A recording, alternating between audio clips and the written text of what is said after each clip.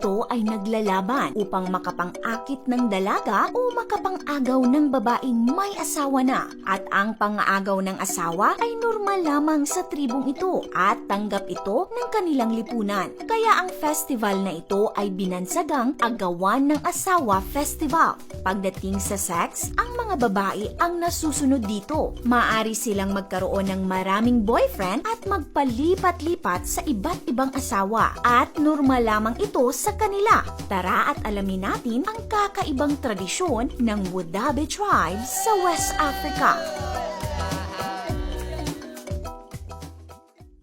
Ito ang Gerewol Festival ng Wodaabe tribe. Kung titingnan mo, aakalain mong sila ay mga bading na sumasayaw dahil sa kanilang outfit at make-up. Ngunit ang totoo, sila ay mga barako at tunay na lalaki. At ito ay hindi isang ordinaryong performance lamang, kundi isa itong beauty contest. Sa tribong ito, imbes na mga babae ang nagpapagandahan, ang mga lalaki ang naglalaban sa pagwapuhan.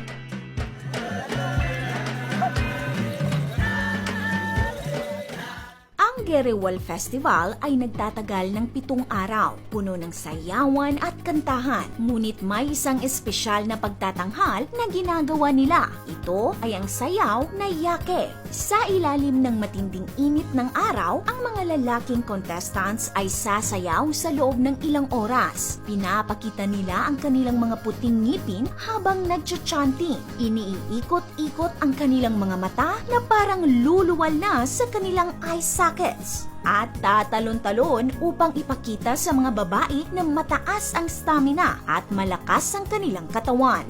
Para sa mga Wodaabe, mas attractive ang lalaki kung maputi ang kanilang mga mata at puting-puti ang mga ngipin. Mas attractive din ang isang lalaki kung payat at malapad ang kanyang noo. Ang judges sa contest na ito ay 3 high status na mga babae. Sila ang magdidesisyon kung sino ang pinakatalintado at pinakagwapo sa lahat. Paano kaya ninanakaw ang may asawa na sa festival na ito? Bago natin yan sagutin, nagustuhan niyo po ba ang video natin ngayon? Kung oo, ay mag-comment po kayo ng yes.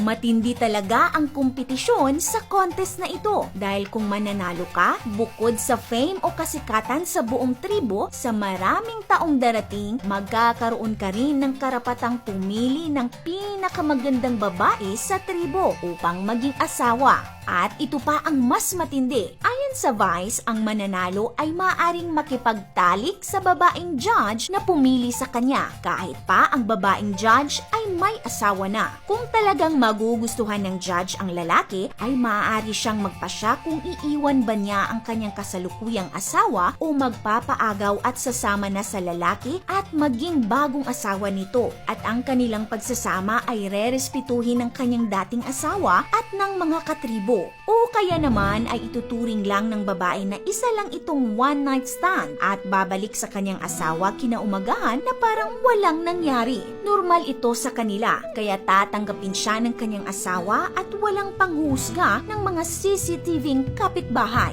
Bawat hurado ay pipili ng isang lalaki na kanilang winner. Ituturo o hahawakan ng judge ang napili niyang panalo. Maraming kalalakihan ang sumasali sa contest na ito dahil kahit hindi ka man mapiling panalo ng mga judges ay may chance ka pa ring maka-score sa mga babaeng nanonood. Bukod kasi sa 3 judge, ang mga babaeng nanonood ay maaari ding pumili ng lalaking kanilang matitipuhan. Maaring ang isang babaeng Wodaabe ay may asawa na at naghahanap ng mas gwapong ipapalit sa kanyang asawa. Ituturo, tatapikin o magbibigay ng signal ang isang babae sa kanyang napiling lalaki. Maglalakad ito palayo at susunod naman ang lalaki sa kanya. Ang iba ay pumupunta sa talahiban o damuhan kung saan nangyayari ang romantic o intimate contact. Maaaring magdesisyon ang babae na iwan ang kanyang kasalukuyang asawa at sasama na sa lalaki. Kaya ang mga lalaking ayaw ipaagaw ang kanilang mga asawa sa iba, hindi nila ito pinapayagan makilahok sa pista. Dahil wala rin namang kapangyarihan ang mga kalalakihan nila na limitahan ang mga desisyon ng kanilang mga asawa. May mga babae na pumipili sa contestant upang makasama makasiping sa isang gabi lamang. Ngunit meron din namang mga dalaga na naghahanap ng magiging asawa at makasama panghabang buhay. Ikaw ka-awesome, gusto mo bang makilahok sa festival na ito? Pagilagay ang inyong opinion sa comment section. This is your Ate O from Our Republic. Hanggang sa muli and stay awesome!